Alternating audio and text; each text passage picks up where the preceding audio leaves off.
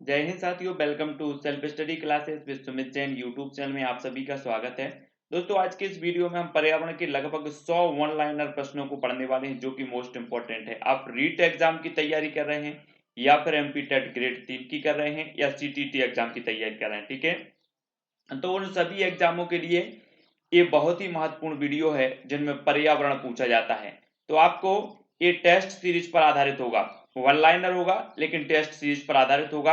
आपने अभी तक कितना पढ़ा है, कितना आपको याद है, उसकी परीक्षा आज यहाँ पर होने वाली है। तो self study classes YouTube channel पर बहुत सारी वीडियो उपलब्ध है और निरंतर आपको जो है तैयारी करवाई जा रही है। तो सब्सक्राइब कर लेना और बेल आइकन को जरूर दबाना है, ठीक है। बेल आइकन को दबा करके सब्सक्राइब करना है। स्टार्ट करेंगे आज का ये वीडियो। जो भी हमारे नए साथी हैं वो हमें इंस्टाग्राम में भी फॉलो कर सकते हैं। इंस्टाग्राम में जुड़ने के लिए आप सर्च कर लेना Sumit Jain self study classes. Facebook में जुड़ने के लिए सुमित जैन आप सर्च करेंगे, ठीक है। और टेलीग्राम ग्रुप से जुड़ने के लिए आपको टेलीग्राम ऐप डाउनलोड करना है, उसमें सर्च करना है IAS स्टडी ट्रैक और ज्वाइन हो जाना है। स्टार्ट करते हैं आज का ये वीडियो।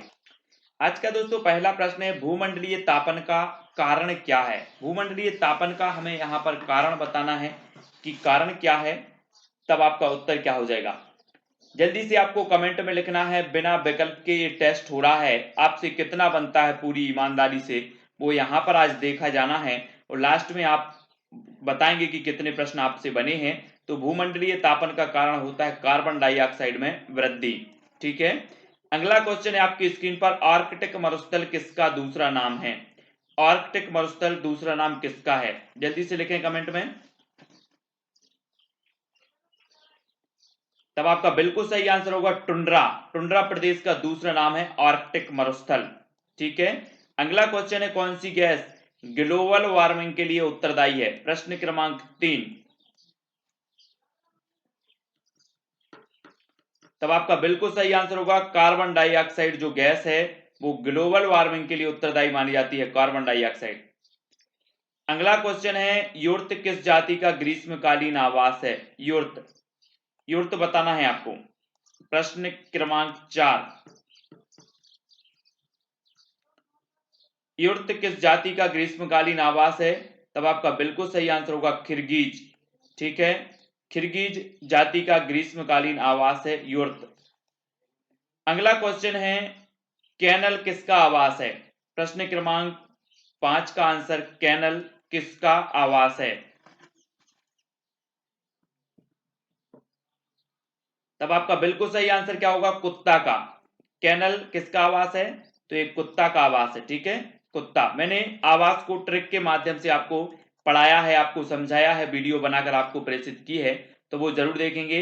और कैनल कुत्ता का आवास होता है। मधुमक्खी पालन को क्या कहा जाता है, जल्दी से आपको बताना है।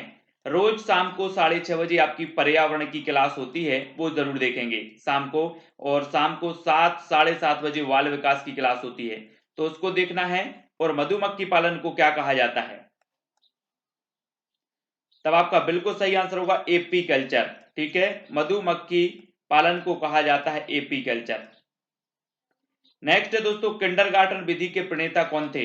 किंडरगार्टन प्रश्न क्रमांक 7। इस विधि के प्रणेता कौन माने जाते हैं।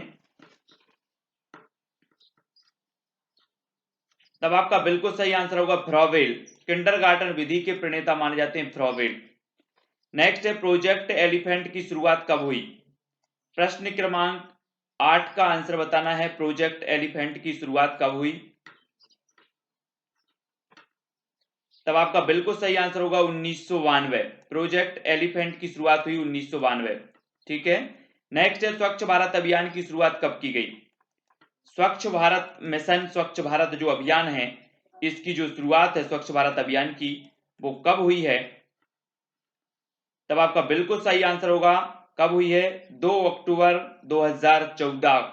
स्वच्छ भारत अभियान। विश्व शौचालय दिवस कब मनाया जाता है। प्रश्न क्रमांक 10 का आंसर यहां पर हमें बताना है, विश्व शौचालय दिवस कब मनाया जाता है। तब आपका बिल्कुल सही आंसर होगा 19 नवंबर। 19 नवंबर को मनाया जाता है विश्व शौचालय दिवस, ठीक है। नेक्स्ट, विश्व हाथ धुलाई दिवस कब मनाया जाता है। प्रश्न क्रमांक 11 का आंसर, विश्व हाथ धुलाई दिवस हमें बताना है ये कब मनाया जाता है, तब आपका बिल्कुल सही आंसर होगा 15 अक्टूबर, विश्व हाथ धुलाई दिवस। ठीक है, 15 अक्टूबर को मनाया जाता है। नेक्स्ट है दोस्तों, मानव शरीर को कितने पोषक तत्वों की आवश्यकता होती है? मानव शरीर को बताना है आपको, तब आपका बिल्कुल सही आंसर होगा 7 पोषक तत्वों की आवश्यकता होती है मानव शरीर के लिए। नेक्स्ट है, पेड़ पौधों के लिए कितने पोषक तत्वों की आवश्यकता होती है? प्रश्न क्रमांक 13। तो राइट आंसर आपका क्या हो जाएगा? उत्तर होगा आपका 17 पोषक तत्वों की आवश्यकता होती है पेड़ पौधों के लिए। नेक्स्ट है, विटामिन की खोज 1912 में किसने की थी?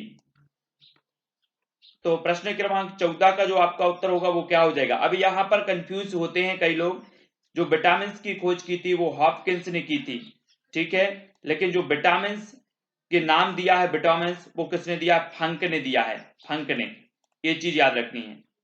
नेक्स्ट बात करते हैं, सभी अनाजों में सर्वाधिक कार्बोहाइड्रेट किसमें होता है? जल्दी से बताएं, तब आपको उत्तर बताना है। और कार्बोहाइड्रेट जो होता है तो वो होता है सबसे ज्यादा मक्का और चावल में, ठीक है, मक्का और चावल में सर्वाधिक कार्बोहाइड्रेट होता है, तो ये चीज याद रखनी है। अगला क्वेश्चन है, विटामिन सी का रासायनिक नाम क्या है? विटामिन सी का रासायनिक नाम,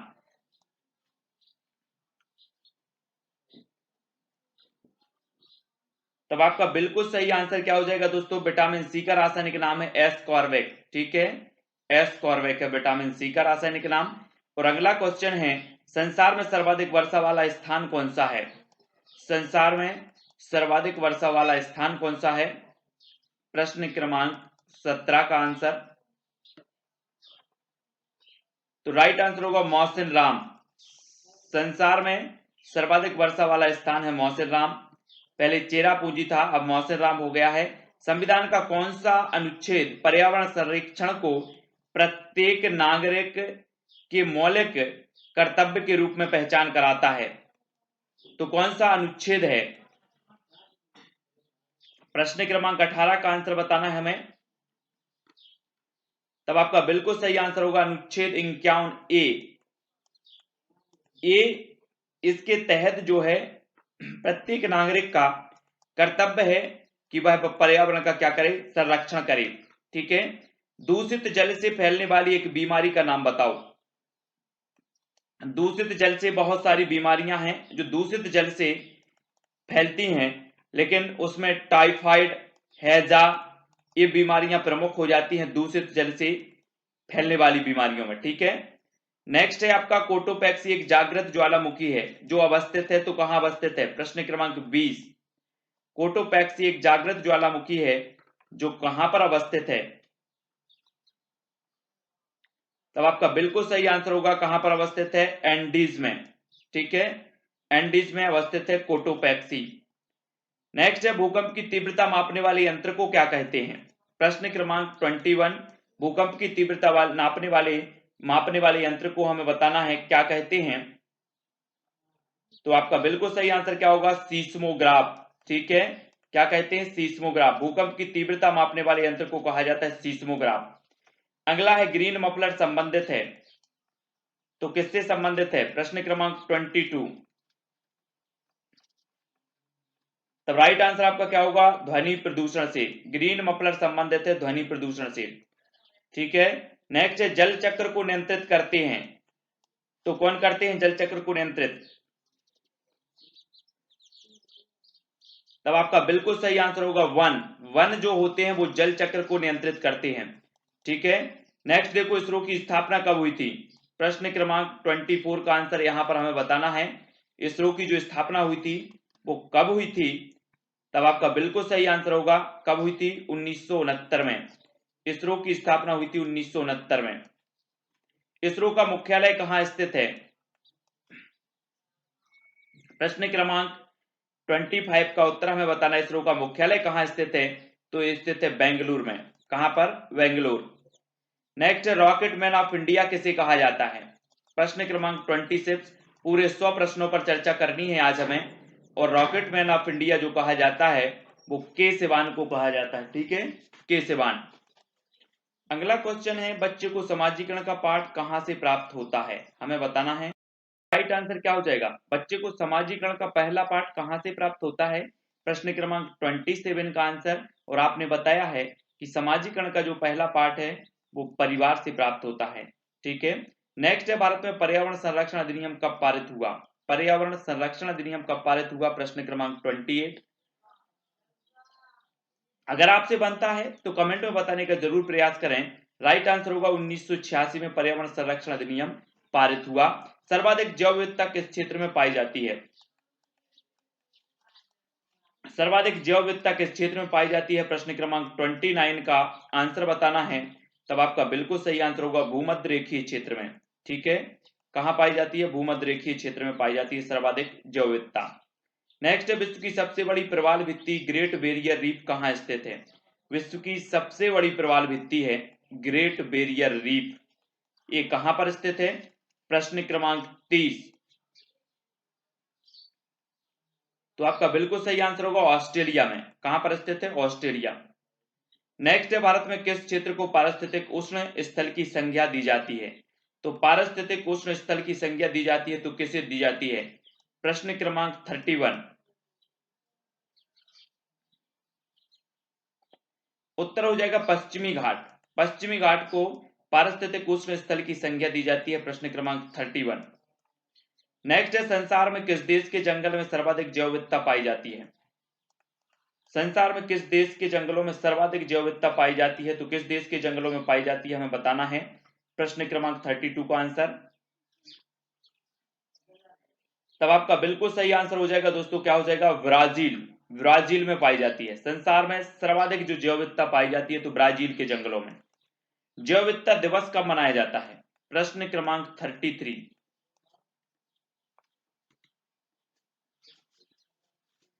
तो आपका बिल्कुल सही आंसर होगा 22 मई को जैव विविधता दिवस मनाया जाता है। ठीक है, नेक्स्ट है दोस्तों, नौकरेक जैव मंडलीय क्षेत्र किस राज्य में अवस्थित है, नौकरेक जैव मंडलीय क्षेत्र किस राज्य में अवस्थित है, प्रश्न क्रमांक 34।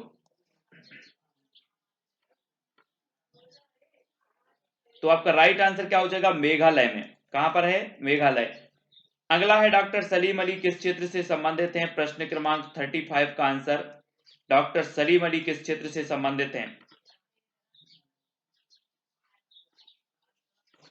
तो राइट आंसर आपका होगा पक्षी विशेषज्ञ। किस क्षेत्र से संबंधित हैं, पक्षी विशेषज्ञ। जैव विविधता क्षरण के कारणों में सर्वाधिक महत्वपूर्ण कारण कौन सा है, जैव विविधता क्षरण के कारणों में सर्वाधिक महत्वपूर्ण कारण बताना है हमें, प्रश्न क्रमांक 36 का आंसर।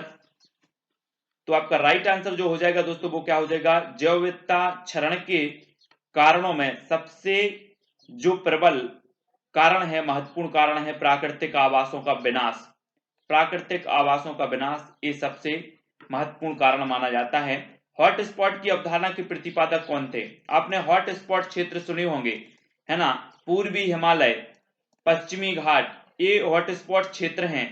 और ये हॉटस्पॉट की जो अवधारणा दी है इसके प्रतिपादक कौन है, तो आपका उत्तर होगा नॉर्मन मायर्स 1988 में। हॉटस्पॉट क्षेत्र, भारत में 3 हॉटस्पॉट स्थल कौन कौन से हैं, प्रश्न क्रमांक 38 का आंसर बताना है यहां पर। तो पूर्वी हिमालय, पश्चिमी घाट और हिमालयी क्षेत्र ये माने जाते हैं। ठीक है, हॉटस्पॉट क्षेत्र।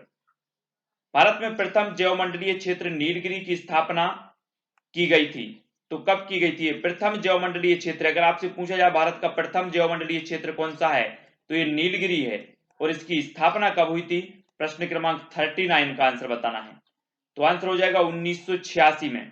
कब हुई थी, 1986। नेक्स्ट बात कर लेते, देश के किस भाग को जैव विविधता का द्वार संज्ञा प्रदान की गई है, जैव विविधता का द्वार की संज्ञा प्रदान की गई है तो किस भाग को, प्रश्न क्रमांक 40 का उत्तर यहां पर बताना है। तब आपका बिल्कुल सही आंसर होगा पूर्वोत्तर के राज्यों को जैव विविधता का प्रवेश द्वार। ठीक है, उड़ने वाली छिपकली जिसे ड्रेको कहा जाता है, ये भारत में कहां पाई जाती है, ड्रेको, उड़ने वाली छिपकली ड्रेको कहां पाई जाती है भारत में। तब आपका बिल्कुल सही आंसर होगा पश्चिमी घाट के जंगलों में। कहां पाई जाती है, पश्चिमी घाट के जंगलों में। नेक्स्ट है थामिन मृग कहां पाया जाता है? थामिन 42 का आंसर बताना है। थामिन मृग कहां पाया जाता है? तो राइट आंसर होगा मणिपुर लोकटक झील के पास। मणिपुर लोकटक झील के पास थामिन मृग पाया जाता है। ठीक है, 42 का आंसर। नेक्स्ट है कस्तूरी मृग कहां पाया जाता है? कस्तूरी मृग ये पाया जाता है बृहद हिमालय पर्वत क्षेत्र में। बृहद हिमालय पर्वत क्षेत्र में पाया जाता है कस्तूरी मृग। नेक्स्ट है श्याम मृग कहां पाया जाता है? श्याम मृग आपको बताना है, कमेंट में लिखें जल्दी से। तो राइट आंसर हो जाएगा आपका ये थार रेगिस्तान क्षेत्र में पाया जाता है श्याम मृग। ठीक है, थार रेगिस्तान क्षेत्र में। लिविंग प्लेनेट सूचकांक क्या है? 45 का आंसर। लिविंग प्लेनेट सूचकांक क्या है? तो राइट आंसर आपका जैव विविधता की स्थिति का सूचक, जैव विविधता की स्थिति का सूचक है लिविंग प्लेनेट। नेक्स्ट है दोस्तों आपका प्रश्न, वो क्या है? राष्ट्रीय जैव विविधता कार्य योजना कब बनाई गई? प्रश्न क्रमांक 46 का आंसर बताना है। टेलीग्राम ग्रुप से अवश्य जुड़ना है आपको। टेलीग्राम ग्रुप से जुड़ने के लिए आप टेलीग्राम ऐप डाउनलोड करें, उसमें सर्च करें IAS स्टडी ट्रिक और ज्वाइन हो जाए। ठीक है, राष्ट्रीय जैव विविधता कार्य योजना कब बनाई गई? तो आपका बिल्कुल सही आंसर होगा 2008 में। नेक्स्ट है किस देश ने अपने नागरिकों को नवंबर 2015 में नारंगी प्रदूषण की चेतावनी दी थी? तो किस देश ने दी थी? प्रश्न क्रमांक 47 का उत्तर हमें बताना है। तब आपका जो राइट आंसर है वो क्या हो जाएगा? नारंगी प्रदूषण की जो चेतावनी दी थी वो किसने दी थी? चाइना। ठीक है, नेक्स्ट है किस देश को दुनिया में कार्बन नेगेटिव देश के रूप में जाना जाता है? तो कार्बन नेगेटिव देश के रूप में जाना जाता है तो किसे जाना जाता है? 48 का आंसर बताना है। तब आपका बिल्कुल सही आंसर होगा भूटान को। ठीक है, अगला क्वेश्चन है दोस्तों, पर्यावरण संरक्षण अधिनियम को अन्य किस नाम से भी जाना जाता है? पर्यावरण संरक्षण अधिनियम को अन्य किस नाम से जाना जाता है? 49 का आंसर बताना है हमें। तब आपका बिल्कुल सही आंसर होगा छाता विधान। किस नाम से जाना जाता है? छाता विधान। नेक्स्ट है अंटार्कटिका में ओजोन परत का सर्वाधिक विनाश किस माह में जो है होता है? तो अंटार्कटिका में ओजोन परत का सर्वाधिक जो विनाश है वो किस माह में होता है? प्रश्न क्रमांक 50। तब आपका बिल्कुल सही आंसर होगा सितंबर तथा अक्टूबर में। कब होता है? सितंबर तथा अक्टूबर में। नेक्स्ट है दम घोटू गैस किस गैस की उपमा है? दम घोटू गैस किस गैस की उपमा है, या किस गैस को दम घोटू गैस कहा जाता है? तब आपका बिल्कुल सही आंसर होगा कार्बन मोनोऑक्साइड को कहा जाता है दम घोटू गैस। ठीक है, नेक्स्ट है दोस्तों भोपाल गैस त्रासदी किस गैस के रिसाव के कारण हुई थी? भोपाल गैस त्रासदी 2-3 दिसंबर 1984 को ये त्रासदी हुई थी। ठीक है, और ये जो हुई थी वो किस गैस के रिसाव के कारण हुई थी? तो 52 का आंसर होगा मिथाइल आइसोसाइनेट गैस के रिसाव के कारण हुई थी भोपाल गैस त्रासदी। रामसर सम्मेलन संबंधित है तो किससे संबंधित है? 53 का आंसर। तब आपका बिल्कुल सही आंसर होगा आर्द्र भूमियों के संरक्षण से संबंधित है रामसर सम्मेलन। ठीक है, नेक्स्ट दोस्तों विश्व आर्द्र दिवस कब मनाया जाता है? 54 का आंसर बताना है विश्व आर्द्र दिवस कब मनाया जाता है? तो राइट आंसर आपका होगा 2 फरवरी को। ठीक है, मेधा पाटकर संबंधित है तो किससे संबंधित है? अगला है नर्मदा बचाओ आंदोलन। ठीक है, मेधा पाटकर संबंधित है नर्मदा बचाओ आंदोलन से। नेक्स्ट है दोस्तों चिल्का झील स्थित है तो कहां स्थित है? प्रश्न क्रमांक 56। तब आपका राइट आंसर होगा उड़ीसा में। उड़ीसा सबसे बड़ी लैगून झील भी मानी जाती है चिल्का झील। ठीक है, विश्व जल दिवस कब मनाया जाता है? 57 का आंसर। विश्व जल दिवस बताना है, ये कब मनाया जाता है? तो आपका बिल्कुल सही आंसर होगा 22 मार्च को। ठीक है, विश्व जल दिवस। खेती की सर्वाधिक प्राचीन प्रणाली कौन सी है? 58 का आंसर बताना है, खेती की सबसे प्राचीन प्रणाली। तब राइट आंसर होगा झूम कृषि, है ना, झूमिंग कृषि आपने पढ़ा होगा, ये खेती की सर्वाधिक प्राचीन प्रणाली मानी जाती है। नेक्स्ट है टाइफाइड रोग से शरीर का कौन सा अंग प्रभावित होता है? 59 का आंसर बताना है हमें। टाइफाइड रोग से शरीर का कौन सा अंग प्रभावित होता है? ये टाइफाइड जो रोग है पानी के प्रदूषण से, पानी के जो प्रदूषित पानी होता है उससे होता है। ठीक है, और इससे जो प्रभावित होने वाला अंग है वो कौन सा है? छोटी आंत। नेक्स्ट है दोस्तों नीली क्रांति संबंधित है, तो किससे संबंधित है? प्रश्न क्रमांक 60 का आंसर नीली क्रांति। तब आपका बिल्कुल राइट आंसर क्या हो जाएगा? मत्स्य उत्पादन से नीली क्रांति संबंधित है, मत्स्य उत्पादन। पीसी कल्चर संबंधित है, तो राइट आंसर होगा आपका मछली पालन से। पीसी कल्चर संबंधित है मछली पालन से। किस मृदा का निर्माण लावा द्वारा होता है?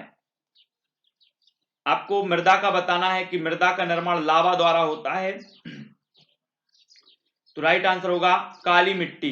काली मिट्टी का निर्माण होता है लावा द्वारा। पृथ्वी का अपमार्जक कौन है? प्रश्न क्रमांक 63। तब राइट आंसर होगा जीवाणु और कवक। जीवाणु और कवक पृथ्वी के अपमार्जक कहलाते हैं। राष्ट्रीय पर्यावरण अभियांत्रिकी शोध संस्थान कहां स्थित है? 64 का आंसर बताना है आपको। तब आपका बिल्कुल सही आंसर होगा नागपुर। राष्ट्रीय पर्यावरण अभियांत्रिकी शोध संस्थान कहां है? नागपुर में।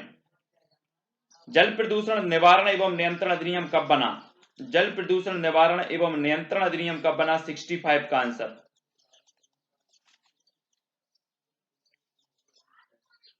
तो राइट आंसर होगा 1974। नेक्स्ट है वर्मी कल्चर संबंधित है, तो किससे संबंधित है? प्रश्न क्रमांक 66 का आंसर हमें बताना है यहां पर। तब आपका बिल्कुल सही आंसर क्या हो जाएगा? वर्मी कल्चर संबंधित है केंचुआ का उत्पादन।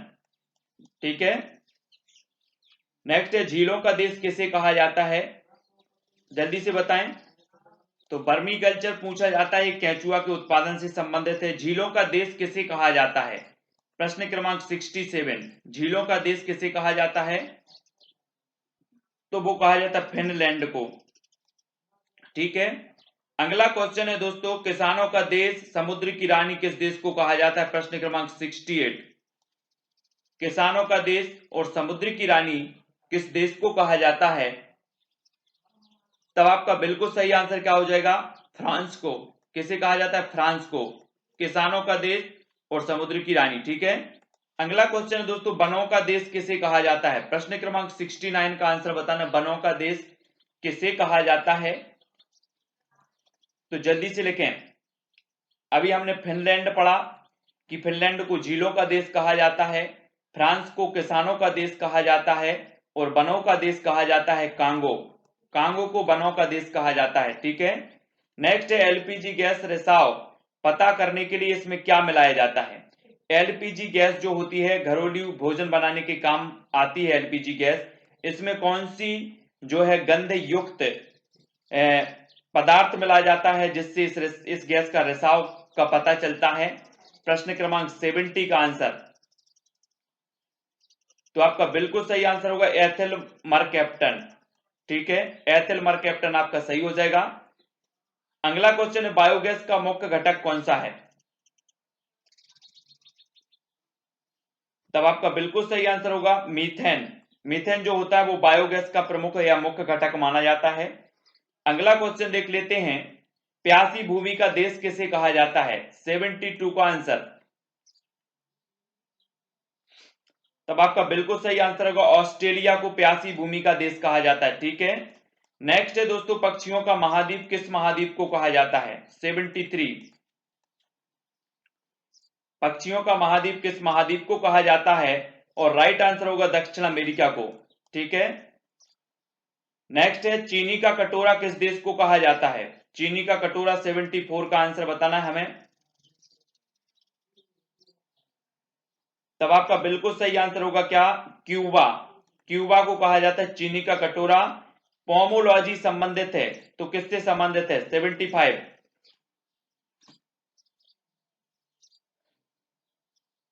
तो राइट आंसर होगा फल का उत्पादन, फल के उत्पादन से संबंधित है पोमोलॉजी।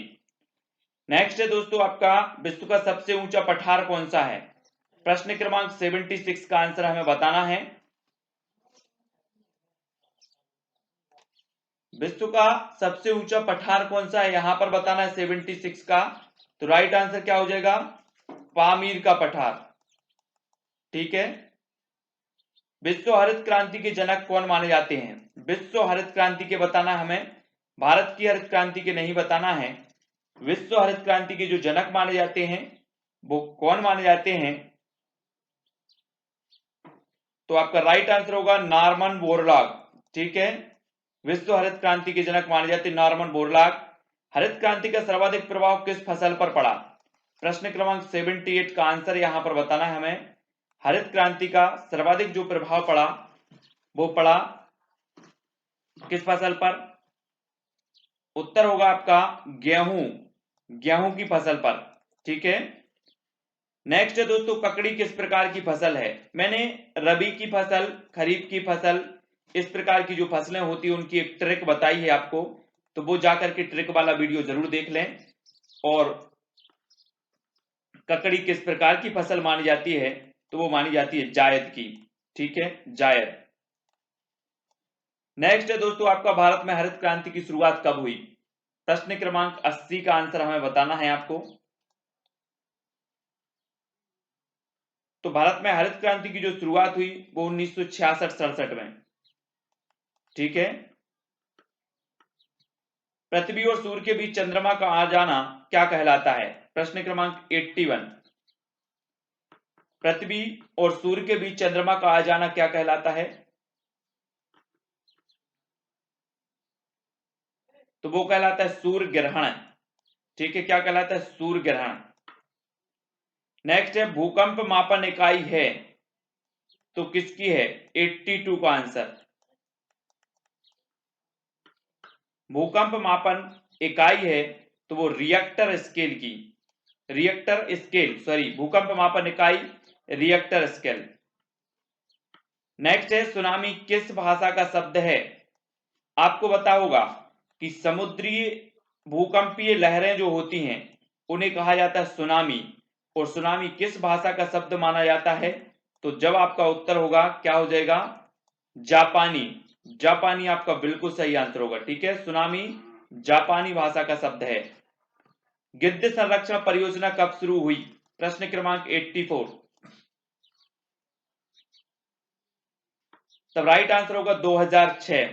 2006 में गिद्ध संरक्षण परियोजना की शुरुआत हुई। नेक्स्ट है शांत घाटी स्थित है तो कहां पर स्थित है? साइलेंट वैली या फिर शांत घाटी?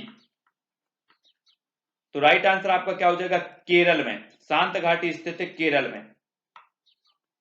राष्ट्रीय जैव विविधता प्राधिकरण का मुख्यालय कहां स्थित है? राष्ट्रीय जैव विविधता प्राधिकरण का जो मुख्यालय है वो कहां पर स्थित है?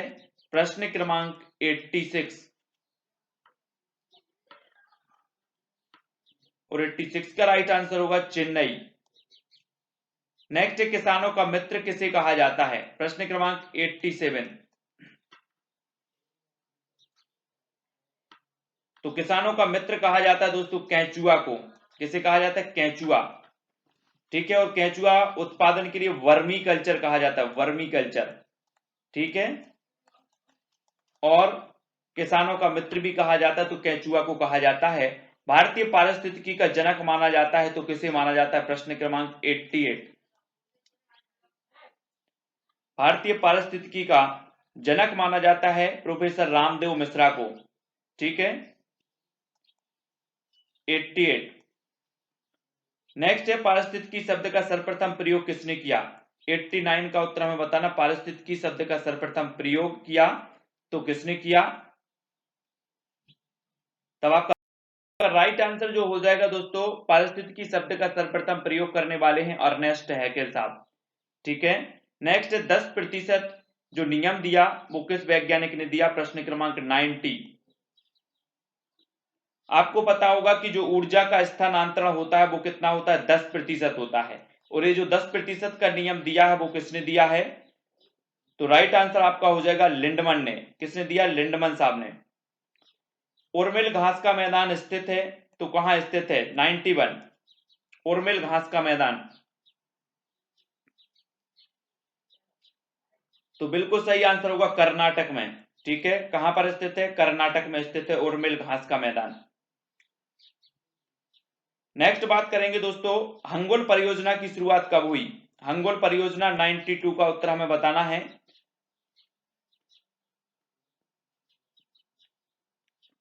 तो आपका राइट आंसर होगा 1970। हंगोल परियोजना की शुरुआत हुई 1970 में। टाइगर मैन ऑफ इंडिया किसे कहा जाता है, 93 का answer.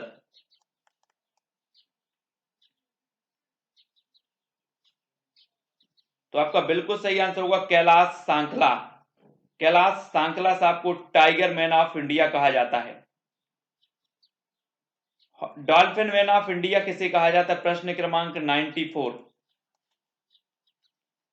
Dolphin man of India किसे कहा जाता है, तो आपका राइट आंसर क्या हो जाएगा, रविंद्र सिन्हा को।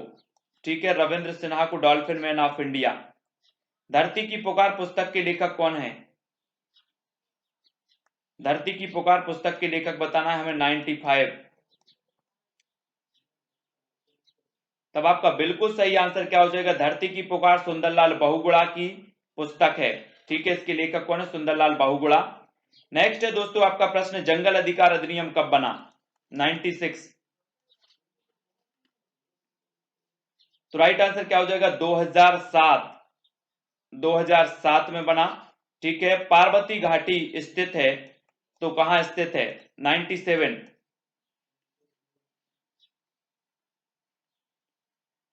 तब आपका बिल्कुल सही आंसर होगा हिमाचल प्रदेश। पार्वती घाटी स्थित है हिमाचल प्रदेश में। एक सींग वाला गैंडा किस उद्यान में पाया जाता है, 98 का आंसर हमें बताना है। तो आपका बिल्कुल सही आंसर होगा कांजीरंगा राष्ट्रीय उद्यान में पाया जाता है एक सींग वाला गैंडा। हिम तेंदुआ परियोजना की शुरुआत कब हुई, 99 का उत्तर हमें बताना है। हिम तेंदुआ परियोजना की शुरुआत, तब आपका बिल्कुल सही आंसर होगा 2009। ठीक है, 2009 में। वृक्ष मित्र किसे कहा जाता है, प्रश्न क्रमांक 100 का उत्तर, तो आपने बताया है सुंदरलाल बहुगुणा। तो यहां पर हमारे 100 प्रश्न जो है कंप्लीट होते हैं पर्यावरण के। रीट एग्जाम के लिए, एमपीटेट ग्रेड 3 एग्जाम के लिए, सीटीईटी एग्जाम के लिए। ठीक है, जो भी साथी तैयारी कर रहे हैं वो निरंतर इसी प्रकार से जुड़े रहें, और ऐसे कई वीडियो डले हैं चैनल पर, तो चैनल सेल्फ स्टडी क्लासेस जो आपके वीडियो के नीचे इस प्रकार से दिख रहा होगा उस पर क्लिक करें। ठीक है, क्लिक करेंगे तो चैनल खुलेगा, ऊपर प्लेलिस्ट का बटन आएगा, प्लेलिस्ट पर क्लिक करें, सारी की सारी प्लेलिस्ट आपके सामने होगी और सारे के सारी वीडियो आप देख सकते हैं। ठीक है, तो वीडियो को लाइक जरूर करें और जल्दी से बता दें कि आपने कितने प्रश्न अटेम्प्ट किए हैं और कितने नंबर आपको मिले हैं। ठीक है, क्योंकि ये ऐसी कई प्रकार की ऐसी कई वीडियो आने वाली है, सीरीज निरंतर चलने वाली है जो आपके अध्ययन को, आपकी तैयारी को सुदृढ़ बनाएगी। ठीक है, वीडियो कैसा लग रहा है, हमारा प्रयास कैसा लग रहा है जो आप सभी के लिए इस प्रकार के वीडियो लाए जा रहे हैं, तो जल्दी जल्दी से कमेंट में बताना है, प्रोत्साहन देना है कि इसी प्रकार के जो वीडियो हैं वो और भी वीडियो आप तक प्रेषित किए जाएं। ठीक है, निरंतर आप पढ़ाई करते रहें, तैयारी करते रहें, हमारा सहयोग निरंतर आप तक बना रहेगा। सिर्फ आपको करना इतना है कि वीडियो को शेयर अपने मित्रों तक, अपने भाइयों तक, अपने संबंधियों तक शेयर करना है, अपने व्हाट्सएप ग्रुप, फेसबुक आदि ग्रुपों में। ठीक है, इतना तो आप कर ही सकते हैं। ठीक है, तो वीडियो को लाइक करें, शेयर करें और सब्सक्राइब कर लें। जय हिंद,